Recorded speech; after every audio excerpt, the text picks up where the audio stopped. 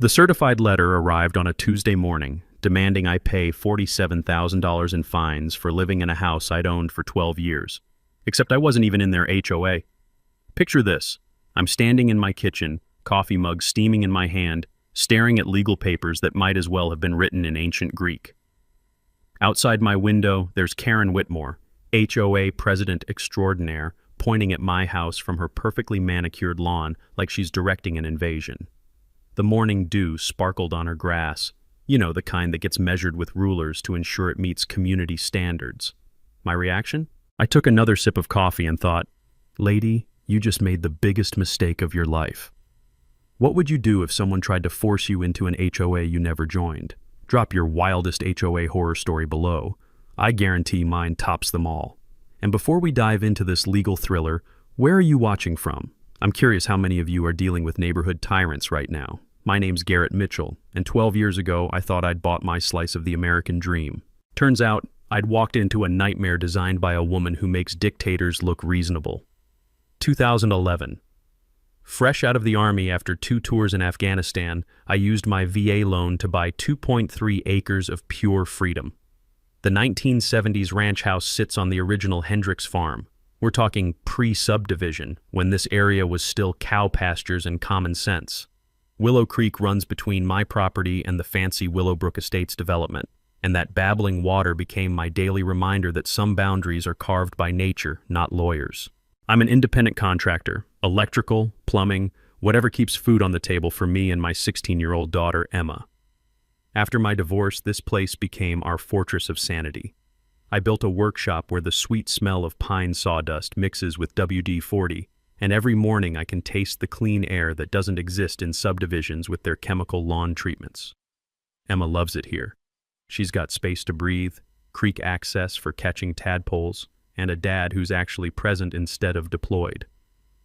Then came Karen Whitmore, the human equivalent of a homeowners association fever dream. Karen's 52, drives a spotless white Lexus that's never seen a speck of mud, and rules her $800,000 McMansion kingdom like Marie Antoinette with a measuring tape. 6 years as HOA president have turned her into a suburban surveillance specialist who knows every neighbor's garbage day schedule and lawn mowing frequency. Her husband Brad isn't just some passive bystander, he's county planning commissioner. That detail becomes crucial later, but for now, just file it away under massive conflict of interest. The first encounter happened at my mailbox on a Tuesday morning. Karen marched across the street wearing pearls and indignation, clutching her clipboard like a weapon. The crunch of gravel under her designer heels announced her approach with all the subtlety of incoming artillery. "Your workshop violates neighborhood standards," she declared, not bothering with introductions. I looked at my property, then at hers across the creek, then back at her. "Ma'am, I appreciate the concern, but I'm not in your HOA." Her smile could have flash frozen coffee. "We'll see about that." That was 18 months ago. What followed was a masterclass in psychological warfare. Karen began timing my work schedule with military precision, photographing every visitor like she was building a surveillance file. She'd appear at her window whenever I fired up power tools, arms crossed, radiating disapproval across 47 feet of creek bed. The woman actually bought binoculars. But Emma's 16th birthday party pushed Karen over the edge. Nothing wild, just backyard barbecue with friends, music until 9:30 p.m., perfectly legal under county noise ordinances. Karen called police twice that night. Both times, officers found 0 violations and left shaking their heads. One cop even grabbed a burger, joking that our party was the tamest disturbance he'd seen all week. The next morning changed everything. Emma found the violation notice tucked under my windshield wiper, expensive legal paper that felt wrong between my fingers, too official for such obvious nonsense. It listed my workshop, garden fence, and gravel driveway as unapproved exterior modifications carrying $500 fines each. "Dad," Emma said, studying the document like it might bite her, "this woman has seriously lost her mind." Yeah, and here's what Karen was betting on. That I'd fold like every other working-class family she'd terrorized into submission, pay up, shut up, tear down my workshop, and fall in line with her suburban police state. She'd done her homework on intimidation tactics but failed Basic Research 101. Because if Karen had bothered checking county records, she'd have discovered something that would have saved everyone 18 months of legal warfare. My property was intentionally excluded from her HOA for reasons that would eventually destroy her entire empire. But narcissists don't research, they just attack. I poured fresh coffee, walked to my fence line, and stared across Willow Creek at Karen's perfect house with its perfect lawn and perfectly corrupt foundation. "Lady," I told the morning air, "you just declared war on the wrong veteran." The creek kept flowing, completely indifferent to human drama, which, as it turns out, was exactly the right attitude for what was coming next. 3 days after Emma's birthday party, Karen launched her opening salvo with the precision of a suburban missile strike. The official HOA violation notice arrived via certified mail because nothing says "I mean business" like making someone sign for their harassment. This wasn't some hastily scribbled complaint. This was a full-color, professionally printed document that probably cost more than most people's monthly phone bills. The paper felt expensive between my fingers, with that slick coating lawyers use to make nonsense look official. The violations read like a property owner's nightmare. Unapproved exterior modifications including but not limited to unpermitted workshop structure, non-conforming fence materials, unauthorized gravel driveway surface, and failure to maintain landscaping standards consistent with community aesthetic guidelines. Each violation carried a $500 fine.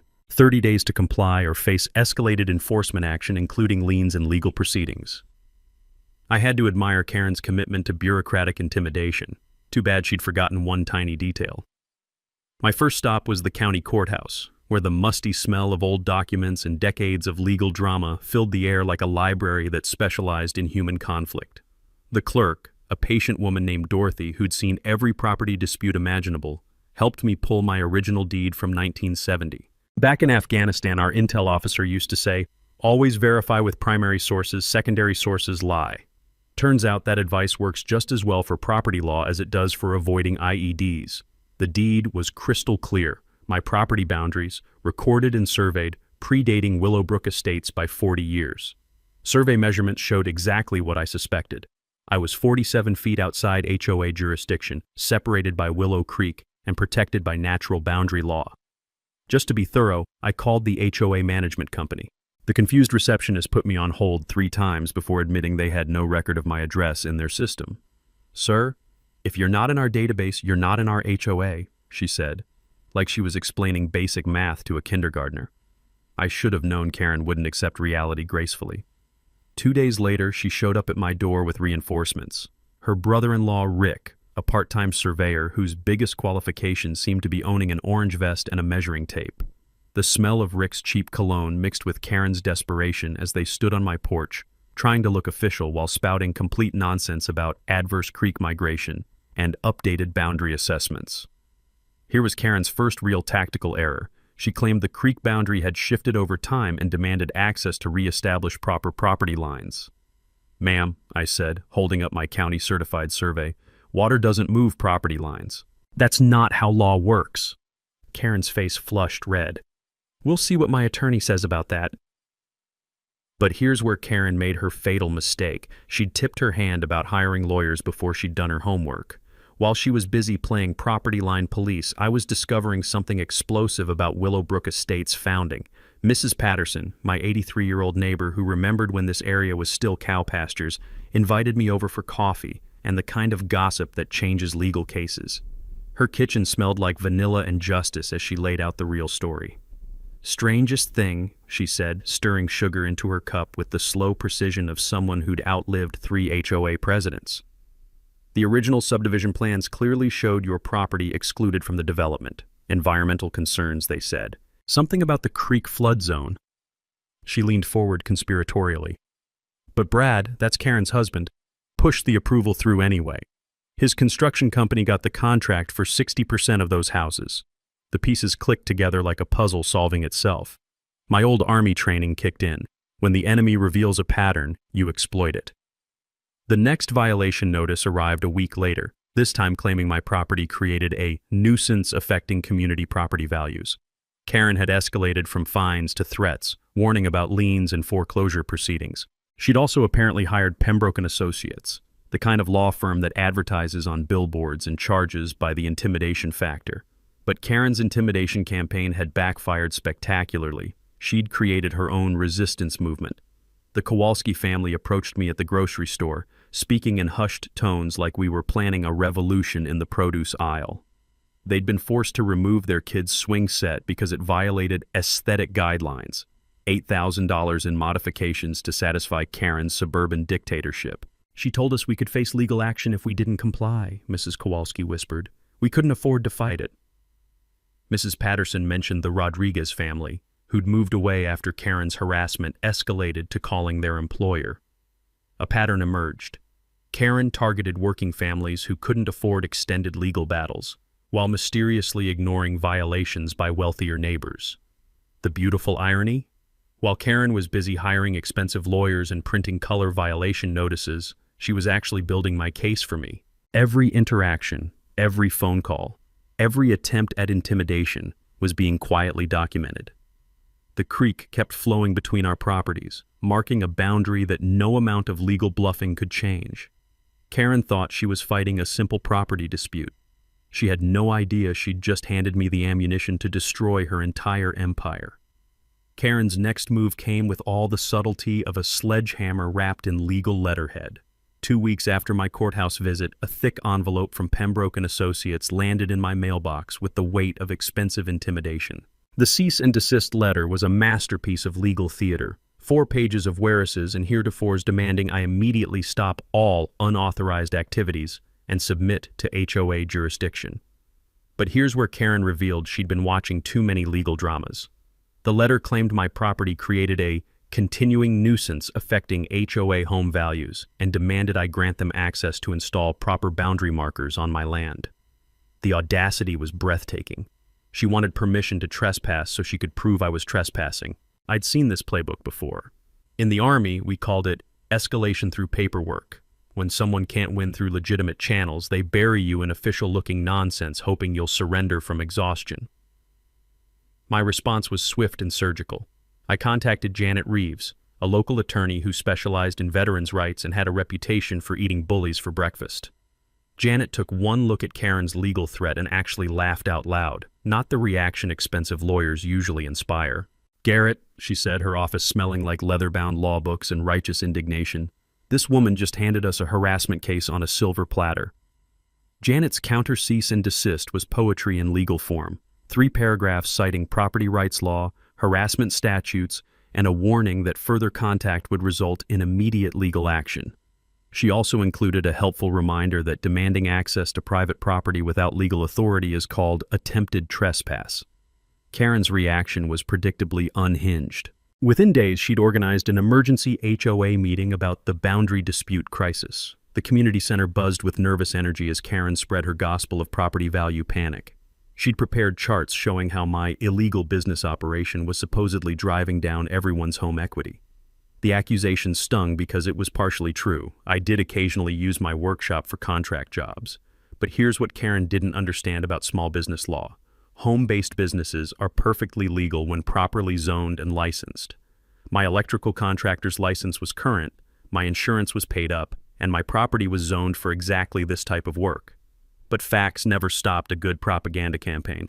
Karen's whisper network went into overdrive. Suddenly, my neighbors were receiving concerned citizen updates about the unlicensed contractor operating an illegal business next to their children. She'd turned neighborhood gossip into a precision weapon, targeting anyone who might support my position. The pressure campaign escalated when county code enforcement showed up at my door. Not randomly, but in response to multiple anonymous complaints about zoning violations. The inspector, a weary man named Phillips who'd clearly seen this dance before, spent 30 minutes confirming what I already knew. Everything was legal, licensed, and properly permitted. "Off the record," Phillips said as he packed up his clipboard, "whoever's filing these complaints is wasting everyone's time. Your setup is cleaner than most commercial operations I inspect." But Karen wasn't done with her surveillance operation. My security cameras, installed after the first violation notice, captured something incredible. Karen's brother-in-law, Rick, creeping around my property at dawn, placing orange survey stakes in strategic locations. The footage showed him measuring distances with a tape measure, then deliberately positioning markers to make it appear my workshop encroached on HOA territory. When I confronted Rick directly, he stammered something about preliminary measurements and fled like a teenager caught vandalism. The smell of his nervous sweat lingered in the morning air long after his pickup truck disappeared. Emma started feeling unsafe walking to her school bus. Teenage girls have radar for adult drama, and she'd noticed Karen timing her daily surveillance drives to coincide with Emma's schedule. One morning, Emma found Karen parked at the creek bridge, photographing our house with a telephoto lens like some suburban paparazzi. "Dad, this is getting seriously creepy," Emma said over breakfast, her voice carrying the edge that comes from feeling watched in your own home. That's when I knew Karen had crossed the line from harassment into intimidation. My old platoon sergeant used to say, "Document everything because crazy people reveal themselves if you give them enough rope." Karen was weaving her own legal noose with every escalating move. The community Facebook group Willowbrook Neighbors exploded into competing narratives. Karen's supporters posted about property values and community standards, while a growing number of residents shared their own stories of HOA harassment. The comment threads read like a civil war fought in emoji and passive-aggressive suburbanite language.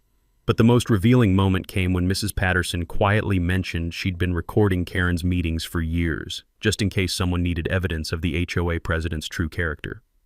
"Honey," she said, pouring tea with the steady hands of someone who'd survived 8 decades of neighborhood drama, "I've got recordings that would curl your hair." That's when I realized Karen hadn't just picked a fight with me. She'd accidentally declared war on the entire neighborhood's collective memory of her abuse. The creek kept flowing, indifferent to human stupidity, while Karen built the case against herself one paranoid move at a time. Karen's nuclear option arrived on a Thursday morning that started like any other, until the sheriff's deputy knocked on my door serving papers for a $47,000 lawsuit. The complaint read like a fever dream written by someone who'd overdosed on legal television. Karen wasn't just demanding accumulated fines anymore. She was claiming I'd somehow agreed to HOA membership by the simple act of owning property within a 5-mile radius of her subdivision. The lawsuit demanded immediate compliance with all HOA regulations, an injunction preventing any further property modifications, and enough legal fees to buy a decent car. Sitting in Janet's office, the morning sunlight streaming through windows that had probably witnessed 1,000 property disputes, I watched my attorney's expression shift from professional concern to barely contained rage. "Garrett," Janet said, flipping through pages of Karen's legal fiction, "this woman is either completely delusional or running the most expensive bluff in county history." But Janet's deep dive into Karen's background revealed something far more sinister than delusion. Court records showed Karen had filed 6 previous boundary disputes over the past decade. 3 families had moved away rather than fight expensive legal battles. The Rodriguez family, the ones Mrs. Patterson mentioned, had actually lost their home to foreclosure after legal fees mounted beyond their ability to pay. Karen wasn't just a neighborhood nuisance. She was a serial predator who targeted working-class families with surgical precision. The pattern was chilling. Identify families who couldn't afford extended litigation, manufacture violations, escalate legal pressure until they either complied or fled. Wealthy neighbors mysteriously never faced the same scrutiny for identical violations. While I was processing the scope of Karen's operation, she launched her media offensive with the coordination of a political campaign. Local TV news received calls about a property value crisis, threatening responsible homeowners. Karen staged photo ops showing herself maintaining community standards, while pointing dramatically at my workshop like it was a nuclear waste facility.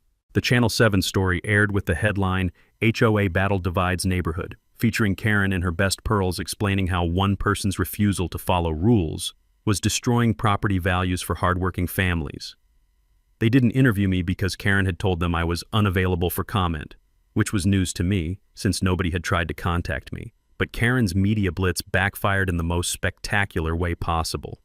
Emma's friend Madison, daughter of the Kowalski family, became our inside intelligence source during sleepovers that doubled as resistance meetings. Through teenage social networks that would impress CIA operatives, I learned Karen had promised lower HOA fees to neighbors who supported her lawsuit. More damaging, Madison overheard Karen bragging to her book club about how she'd finally found a way to get rid of that contractor and his noisy workshop. The conversation, recorded on Madison's phone while she pretended to do homework, revealed Karen's true motive wasn't property values, it was personal vindictiveness. The harassment campaign escalated beyond legal boundaries into outright sabotage. Someone scattered roofing nails across my driveway, puncturing 2 tires on my work truck. The smell of rubber and betrayal filled the morning air as I knelt beside my disabled vehicle, picking metal fragments from the treads. Emma's car got keyed in the school parking lot, long, deliberate scratches that spelled out "move" across her driver's side door. Watching my 16-year-old daughter try not to cry while examining the damage, I felt something shift inside me from defensive to offensive. Anonymous flyers appeared throughout the neighborhood, featuring grainy photos of my workshop with text warning about unlicensed electrical work endangering your family's safety. The flyers listed my business phone number, encouraging concerned citizens to report dangerous violations to the state licensing board. The investigation found no violations because there weren't any, but Karen's strategy was working. Several of my regular clients received warning calls about hiring unlicensed contractors. My business income dropped 30% as nervous customers chose other electricians rather than risk involvement in neighborhood drama. During one particularly surreal evening, I caught Karen parked across the creek with binoculars, timing my work schedule with military precision. When our eyes met through her lenses, she didn't even have the decency to look embarrassed, just wrote something on her clipboard and drove away. The psychological pressure was designed to break me, but Karen had made one critical miscalculation. She'd never fought someone who'd survived actual combat stress. Compared to insurgent attacks in Afghanistan, suburban psychological warfare felt like performance art. Janet's research uncovered the smoking gun that would change everything. Original county planning documents from 2009 that explicitly recommended excluding my property from the subdivision due to creek flood zone regulations. The environmental impact study, a document Karen's husband Brad had access to as planning commissioner, clearly stated that my parcel should remain separate for ecological preservation. Karen and Brad both knew my property was intentionally excluded, yet they'd spent 18 months claiming the opposite. This wasn't a boundary dispute anymore. This was fraud, conspiracy, and harassment wrapped in legal paperwork and suburban respectability. The creek kept flowing, carrying away Karen's credibility one lie at a time, but she wasn't finished destroying herself yet. The discovery that changed everything came from the most unlikely source, a filing cabinet in the basement of the county courthouse that smelled like mildew and forgotten justice. Janet's paralegal, a tenacious woman named Sarah who treated legal research like archaeological excavation, had been digging through 2009 environmental impact studies when she found the smoking gun buried beneath 15 years of bureaucratic paperwork. The document was titled Willowbrook Estates Environmental Assessment, and it read like a prophecy of Karen's downfall. The study explicitly recommended excluding my property, referred to as Parcel 47B, the Hendricks homestead, from any subdivision development due to creek flood zone regulations and ecological preservation requirements. But here's where it got interesting. The environmental engineer's signature was followed by a handwritten note in the margin that made my blood run cold. Commissioner Whitmore advised of flood zone concerns, exclusion mandatory for EPA compliance. Brad Whitmore, Karen's husband, hadn't just known about my property's exclusion. He'd been officially warned that including it would violate federal environmental law. Janet spread the documents across her conference table like pieces of a conspiracy puzzle. Garrett, this gets worse. Look at the incorporation papers for Willowbrook Estates HOA. The HOA's founding documents contained a signature I recognized but had never seen before. Robert Hendricks, previous owner, Parcel 47B. The problem? Robert Hendricks had been dead for 6 months when that signature was allegedly notarized. Handwriting analysis would later confirm what we suspected. Someone had forged a dead man's consent to include my property in an HOA that legally couldn't include it anyway. But the real revelation came when Sarah cross-referenced property tax records with Karen's financial history. Karen's pristine McMansion was drowning in debt, 3 mortgage refinances against inflated property values, with monthly payments that required her neighborhood to maintain artificial value inflation or she'd face foreclosure. She's been using HOA harassment to prop up property values, Janet explained, pointing to a graph showing home sale prices in Willowbrook versus surrounding areas. Every family she's forced to renovate or relocate has artificially maintained her equity bubble. The lawsuit wasn't about community standards. It was about Karen's financial survival, Mrs. Patterson's treasure trove of recorded HOA meetings provided the final piece of evidence we needed. Her ancient cassette recorder had captured Karen's true confessions during what she thought were private board discussions. The most damaging recording was from March 2022. That contractor's property technically isn't included in our jurisdiction, but he'll never fight us. Working people can't afford lawyers. We just keep the pressure up until he complies or moves away. Another gem from June 2022. Brad says we can't legally force him to join, but what's he going to do? Hire an attorney? People like that always fold when you throw enough legal paperwork at them. Karen had been running a protection racket disguised as an HOA, targeting families based on their perceived inability to fight back. The most chilling recording came from August 2022, just after Emma's birthday party. I've finally found a way to get rid of that veteran and his noisy workshop. We'll bury him in legal fees until he breaks. 23 minutes of Karen's own voice, recorded by a sweet old lady who'd pretended to nap during meetings while documenting every word of the conspiracy. But the coup de grace was discovering that Brad's construction company had built 60% of the homes in Willowbrook Estates. Homes sold at inflated prices because buyers believed they were purchasing into a legally constituted HOA with established property standards. Every sale was potentially fraudulent. Every HOA fee collected was theft. Every violation fine was extortion. Karen and Brad hadn't just harassed me, they'd defrauded an entire neighborhood for over a decade. Sitting in Janet's office, surrounded by evidence of systematic fraud, I realized the scope of Karen's vulnerability. This wasn't a property dispute anymore. This was a criminal conspiracy that could unravel their entire financial empire. The question wasn't whether I could win. The question was whether I wanted to completely destroy 2 lives or settle for justice. Emma's keyed car and my family's 18 months of harassment answered that question pretty definitively. Karen had declared war on the wrong veteran. Now she was about to learn what total victory actually looked like. The War Council convened in my workshop on a Saturday morning that smelled like coffee, sawdust, and righteous indignation. Janet spread legal documents across my workbench while Mrs. Patterson arrived with a thermos of coffee strong enough to fuel a legal revolution. The Kowalski family joined us, along with Rodriguez, via video call from their new city, an army of Karen's victims finally ready to fight back. Emma took notes on her laptop, treating the strategy session like the most important school project of her life. Watching my 16-year-old daughter document evidence of adult corruption, I felt proud and heartbroken in equal measure. "Here's our battle plan," Janet announced, organizing documents with the precision of a general plotting invasion. "We file a motion to dismiss Karen's lawsuit based on fraudulent HOA incorporation. Simultaneously, we launch a countersuit for harassment, business interference, and conspiracy.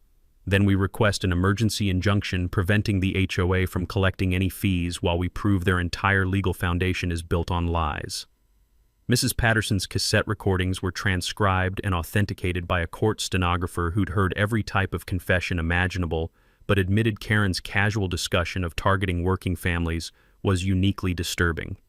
The audio quality was surprisingly clear. Apparently, Mrs. Patterson's ancient recorder captured Karen's voice better than modern digital equipment. The evidence assembly felt like building a case against organized crime. County planning documents were organized chronologically, showing Brad's systematic abuse of his position. Financial records revealed the conflict of interest. Brad's construction company had profited from every family Karen forced into expensive modifications. Video evidence from my security cameras documented 18 months of harassment, property boundary manipulation, and attempted intimidation. The footage of Rick placing fake survey stakes was particularly damaging, clear evidence of conspiracy to commit fraud.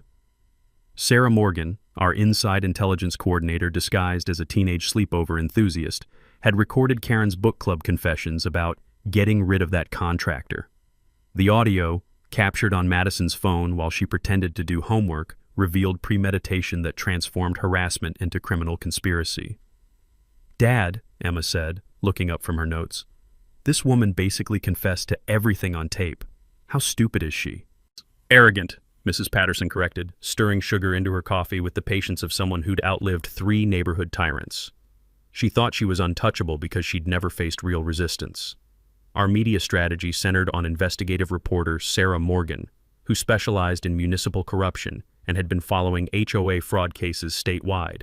Janet prepared a press release documenting not just my harassment, but the pattern of targeting working families across multiple years. The technical preparation required experts who could translate Karen's crimes into language judges and juries would understand. A professional surveyor confirmed the original boundary measurements. while an environmental engineer validated the 2009 flood zone study that Brad had ignored. The handwriting expert's analysis of the forged incorporation documents was devastating. The signature attributed to Robert Hendricks shows clear signs of simulation. The writer was copying from a known sample rather than writing naturally. Additionally, the deceased date precedes the signature date by 6 months, making forgery the only possible explanation. Financial auditors discovered that HOA funds had been systematically misappropriated to pay for Karen's legal campaigns against individual homeowners. Residents had been unknowingly funding their own harassment through mandatory association fees. Behind enemy lines, Madison reported increasing panic at Karen's house. Brad had been spotted shredding documents in his garage, an act photographed by alert neighbors who'd finally realized their HOA president might be a criminal. Karen was attempting to borrow money for escalating legal fees, while the HOA management company considered dropping Willowbrook from their client list. Our psychological warfare campaign was subtle but effective. I began obvious preparations for a major workshop expansion, ordering lumber, concrete, and electrical supplies in quantities that suggested permanent, large-scale construction. The building permits were perfectly legal and properly filed, but Karen's visible blood pressure spikes during her daily surveillance drives suggested the strategy was working. Local support materialized from unexpected sources. The electricians' union offered financial backing for their members' harassment case. Veterans organizations provided legal fund donations after learning about military family targeting.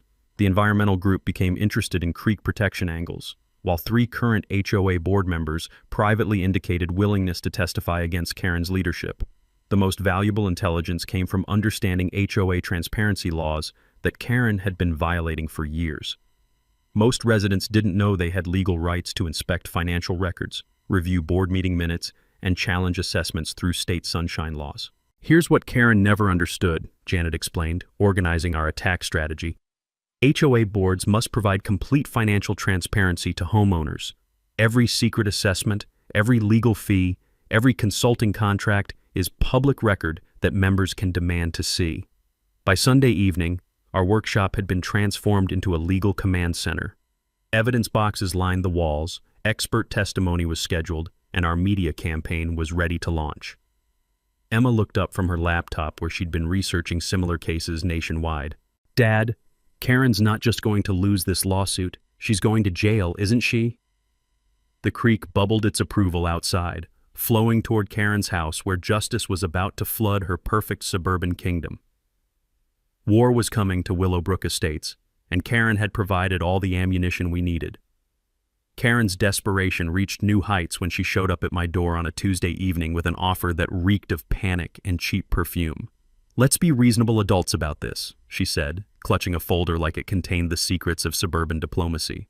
"I'm prepared to settle this whole misunderstanding for $15,000, a fraction of what you owe, really." Standing on my porch in her designer blazer, Karen looked like a real estate agent trying to sell swampland to tourists.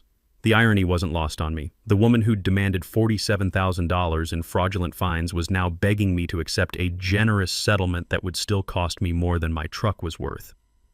"Ma'am," I replied, leaning against my doorframe with the casual confidence of someone holding all the cards, "I don't negotiate with extortionists." Her smile cracked like cheap paint in summer heat. "You'll regret this decision, Mr. Mitchell." Karen's retreat into personal warfare marked the beginning of her most destructive phase. Within days, whispers began circulating through neighborhood social media about my military service. Anonymous posts suggested I was a dangerous veteran with PTSD who posed a safety risk to neighborhood children. The accusation hit like a punch to the gut, not because it was true, but because it weaponized prejudice against veterans while attacking my relationship with Emma. Anyone who knew me understood I was about as dangerous as a golden retriever with a tool belt, but Karen was counting on fear overriding facts.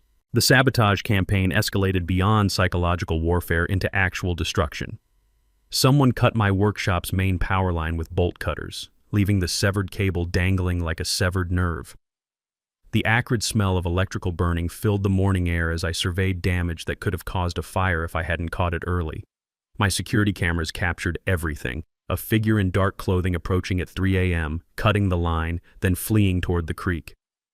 The video was too grainy for positive identification, but the timing coincided perfectly with Karen's settlement rejection. 2 days later, Emma discovered nails scattered across our driveway in a pattern designed to puncture tires. The deliberate placement, concentrated near the garage where we'd naturally drive, showed premeditation that transformed vandalism into assault on our daily lives. "Dad, I'm scared," Emma admitted while we swept metal fragments from the asphalt. "What if she escalates to something worse?" That's when I made the decision to temporarily move Emma to Mrs. Patterson's house for her safety. Watching my daughter pack clothes because of neighborhood terrorism filled me with a rage that made Afghanistan deployments seem peaceful by comparison. County Building Inspector Phillips showed up for another random safety check, the third in 2 months. His weary expression suggested he knew exactly who was filing these bogus reports. "Mr. Mitchell," he said, clipboard in hand, but voice sympathetic. "I've inspected your property more times than some commercial facilities. Everything's perfect, as usual. Whoever's calling these complaints in is wasting taxpayer money." But Karen's harassment network extended beyond anonymous phone calls. Several of my regular contracting clients received concerned citizen warnings about hiring unlicensed contractors under investigation. The calls were professionally scripted, mentioning specific job sites and claiming knowledge of safety violations that didn't exist. My business income dropped 40% as nervous customers chose other electricians rather than risk involvement in what appeared to be regulatory problems. Karen was systematically destroying my livelihood while hiding behind anonymous accusations. The psychological warfare reached new depths when I caught Karen parked across the creek with professional-grade surveillance equipment. Binoculars, telephoto camera, notebook. She'd transformed stalking into a suburban intelligence operation. When I walked to my fence line and waved, she didn't retreat, but instead took photographs of me photographing her. Brad's panic was more visible but equally destructive. Neighbors reported seeing him burning documents in his backyard fire pit, filling the evening air with smoke that smelled like secrets going up in flames. The county ethics investigation into his conflict of interest was accelerating, and his desperate evidence destruction was being documented by the same neighbors he'd helped Karen terrorize. Emma's friend Madison provided regular intelligence updates about increasing chaos at Karen's house. Shouting matches between Karen and Brad, visits from expensive lawyers, and phone calls that ended with Karen screaming about ungrateful neighbors and conspiracy theories. "Madison says Karen's been crying a lot," Emma reported during one of our evening check-ins. "She keeps saying everyone's ganging up on her unfairly." The beautiful irony was that Karen's escalating desperation was providing evidence for every charge we planned to file. Each act of sabotage, each anonymous threat, each attempt at business interference was being documented and preserved for the legal reckoning that was approaching like a flood tide. But Karen's most dangerous moment was yet to come. Because desperate people make desperate choices, and Karen was running out of legal options just as her financial world was collapsing around her. The creek kept flowing toward her house, carrying the scent of justice that she could probably smell but refused to acknowledge. Some people learn from their mistakes. Others double down until they destroy themselves completely. Karen was definitely in the second category. The County Planning Commission's public hearing was scheduled for a Thursday evening that would determine whether Karen's suburban empire survived or crumbled into well-deserved ruins. Karen arrived early, transforming the municipal building's sterile conference room into her personal war room. She'd hired a presentation consultant, borrowed money for maximum visual impact, and wore an expensive business suit that screamed respectable homeowner under attack by dangerous outsiders. Her PowerPoint presentation was a masterpiece of suburban propaganda.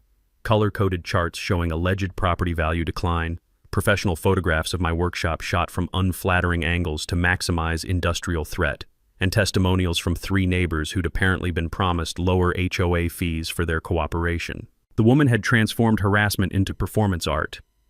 Emma and Madison sat in the back row, phones recording everything with the dedication of war correspondents documenting history. Mrs. Patterson organized our supporting witnesses, families Karen had terrorized over the years, while Janet prepared legal responses to whatever fiction Karen was about to present. Sarah Morgan brought a photographer for her investigative follow-up story, turning the hearing into the public spectacle Karen had desperately wanted to avoid. The smell of nervous sweat and desperate ambition filled the room as Karen realized her private harassment campaign was about to become front-page news. Karen's opening performance was pure theater, emotional appeals about protecting family neighborhoods from commercial intrusion, complete with crocodile tears and dramatic gestures toward charts showing her manufactured property value crisis. "This illegal business operation," she declared, pointing at blown-up photos of my workshop, "has endangered our children's safety and destroyed the community standards that hardworking families depend on to protect their investments."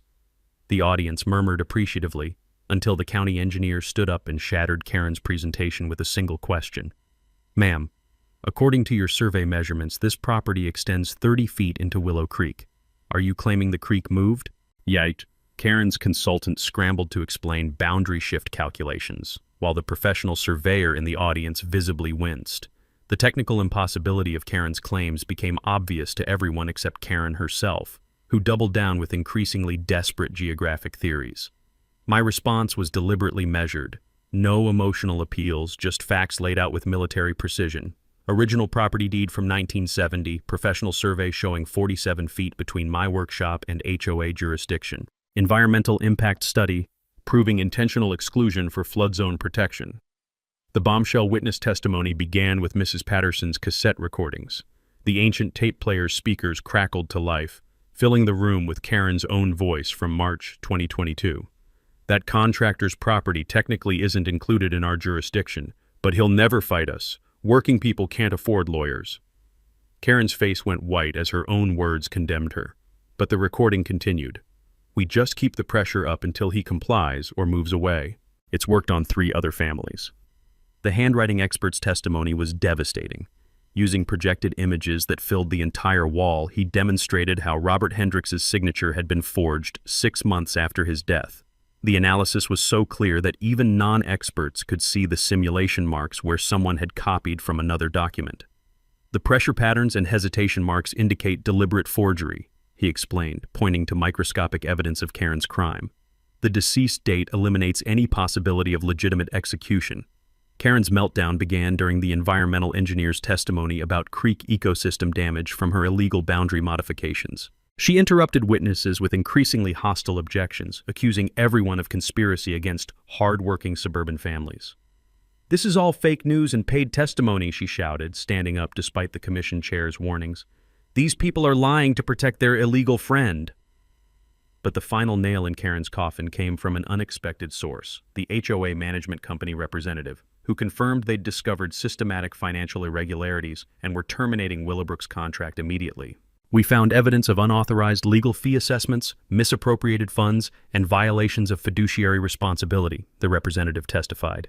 "Mrs. Whitmore has been using association funds for personal legal battles without board approval." Karen's complete breakdown was spectacular. She grabbed the microphone, refusing to yield the floor while screaming about conspiracies and persecution. Security officers had to physically escort her from the building while she shouted threats about getting revenge on every lying neighbor. The commission's unanimous vote was swift and merciless. Willowbrook Estates HOA Incorporation was fraudulent and legally void. All actions against excluded properties were invalid. Environmental remediation was required immediately. Criminal referrals would be forwarded to the district attorney. Outside the courthouse, Sarah Morgan interviewed me while Karen attempted a counter-interview that devolved into incoherent ranting about veteran conspiracies and corrupt officials. The contrast was stark. Measured responses to legal victory versus unhinged accusations from someone whose world was collapsing. The immediate consequences rippled through the neighborhood like a controlled demolition. All HOA fines and liens were legally nullified. Harassed families became eligible for restitution damages. Brad was suspended from his county position pending criminal investigation. The crowd outside celebrated Karen's downfall with the enthusiasm usually reserved for sports victories. Mrs. Patterson organized an impromptu barbecue that filled the evening air with the smell of justice and charcoal smoke. Karen's suburban dictatorship had lasted exactly 1 public hearing longer than it should have. But the best part? This was just the beginning of her legal troubles. The packed county commission chamber buzzed with the electric energy of a community finally ready to witness justice. Standing room only, news cameras rolling, and Sarah Morgan's explosive investigative article, HOA Fraud Exposed: How One Couple Terrorized a Neighborhood, had hit the internet that morning like a digital bomb. The district attorney's office sent an observer, notepad ready to document anything that might strengthen their criminal case. Local TV crews positioned cameras to capture every moment of what everyone suspected would be Karen's final public performance. Karen arrived fashionably late with her final gambit, an expensive consultant whose job was apparently to make fraud look professional. She'd prepared a PowerPoint about property rights and family values that would have been laughable if it wasn't so desperately pathetic. Her 3 remaining supporters, down from the dozens she'd promised, sat in the front row like the last passengers on a sinking ship. Everyone else had either joined our side or developed sudden urgent business elsewhere. The commission faced a legal nightmare wrapped in suburban drama. Clear evidence of fraudulent incorporation, environmental violations requiring immediate federal attention, ongoing criminal investigations, and enough media scrutiny to end political careers if handled incorrectly. Karen spoke first, delivering an emotional performance about neighborhood stability that would have impressed community theater directors. She claimed my commercial operation threatened children's safety, showed photos of my workshop equipment as evidence of industrial hazards, and demanded the commission override environmental concerns to protect hardworking families. This veteran, she said, pointing at me like I was carrying plague, has brought outside agitators and radical lawyers to destroy the community values that made Willowbrook a safe place for children. The audacity was breathtaking. The woman who'd forged dead men's signatures was lecturing about community values. My presentation was methodical, chronological, and devastating. Original 1940s property deed establishing boundaries that predated her neighborhood by 3 decades. The 1970s house construction that occurred before Karen was even born. The 2009 environmental study that explicitly excluded my property for flood protection. Then came the smoking gun. The 2010 fraudulent incorporation with forged signatures that proved Karen and Brad had knowingly violated federal environmental law for personal profit. The witness parade was a masterclass in systematic evidence presentation. Mrs. Patterson's complete audio archive played Karen's own voice admitting to targeting working families. The professional surveyor demonstrated boundary measurements using actual equipment, making Karen's fake claims look ridiculous. The environmental engineer's testimony about flood zone risks captivated the audience with scientific evidence that Karen's modifications had endangered the entire neighborhood. Former County Planner Williams described Brad's intimidation tactics with the weary voice of someone who'd watched corruption destroy public service. But the nuclear moment came when Janet presented our newly discovered smoking gun, the original subdivision developer agreement that both Karen and Brad had signed in 2010, explicitly acknowledging my property's exclusion from HOA jurisdiction. "Ladies and gentlemen," Janet announced, holding up the document like evidence in a murder trial, "this proves they knew the exclusion was intentional and legal. Everything that followed was deliberate fraud."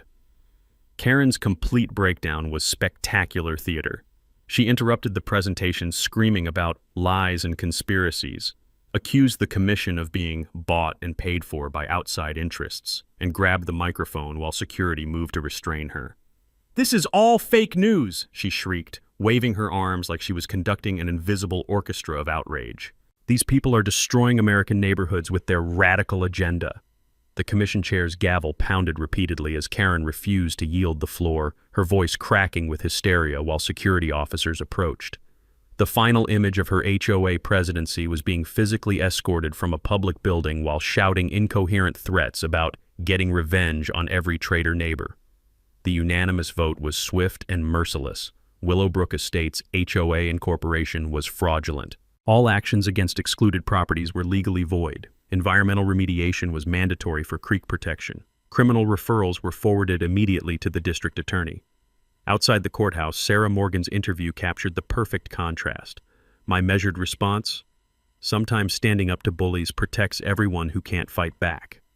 Emma appeared briefly, supporting her father's courage with teenage dignity that made me prouder than any military commendation.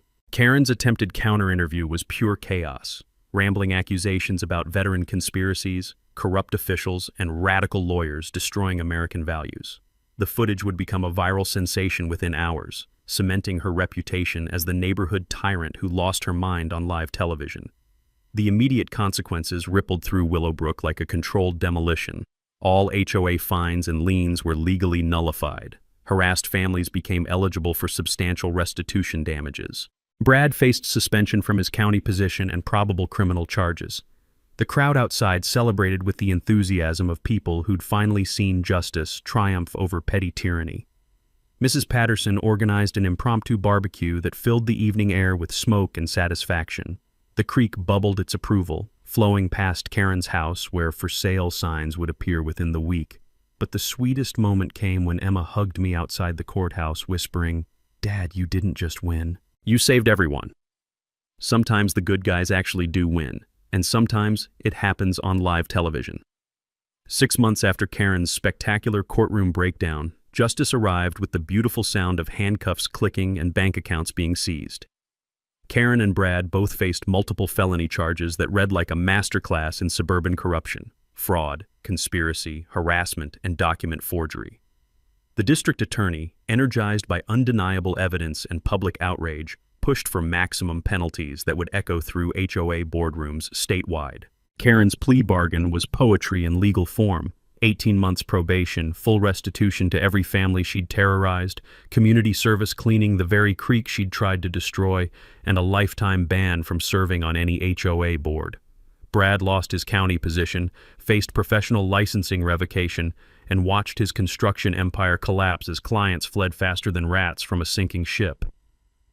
My countersuit settlement, let's just say Emma's college fund went from community college maybe to any university she wants. 3 other families received enough restitution to erase years of forced modifications and emotional trauma. But the real victory was watching Willowbrook transform from a surveillance state into an actual community. The neighborhood reorganized as the voluntary Willowbrook Neighbors Association, with Mrs. Patterson as our unanimously elected president. Her first act? Establishing the annual Willow Creek Environmental Festival, where families gather to celebrate conservation instead of measuring grass height with rulers. My workshop became community headquarters, where the smell of coffee mingles with sawdust and genuine laughter.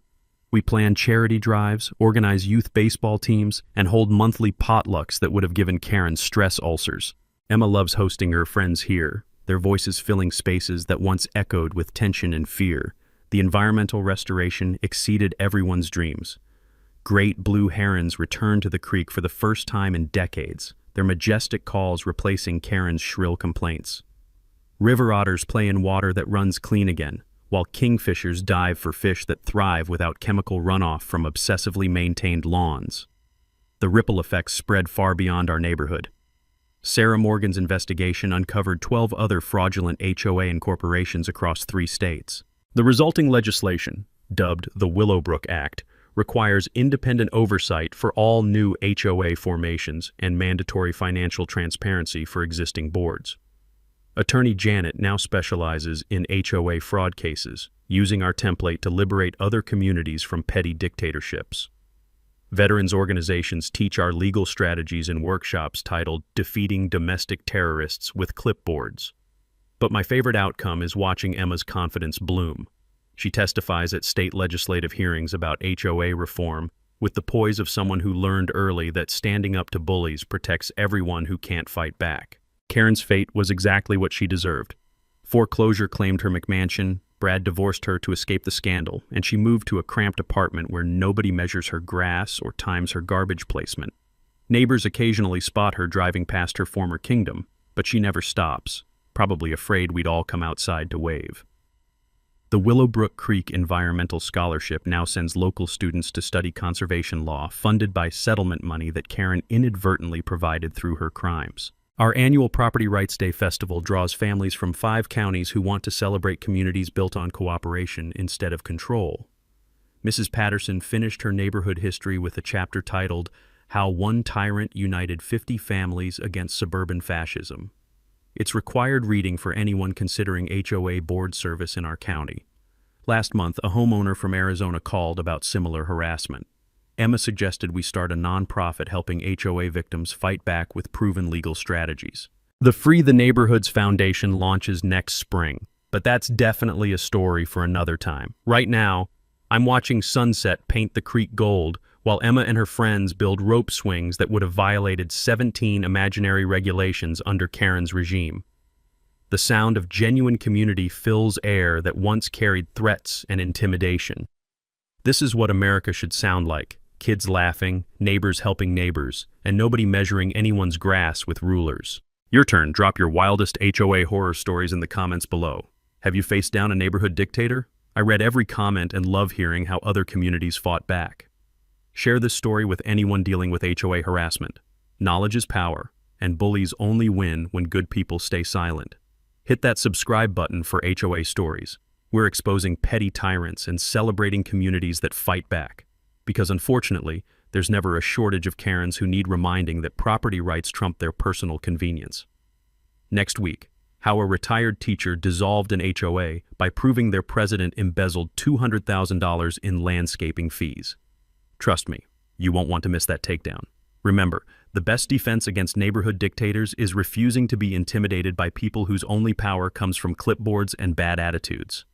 That's a wrap for today's episode on HOA Stories. If you enjoyed watching Karma in action, smash that like button, comment your thoughts, and let us know if you've dealt with HOA madness too. Subscribe so you won't miss the next HOA meltdown we post.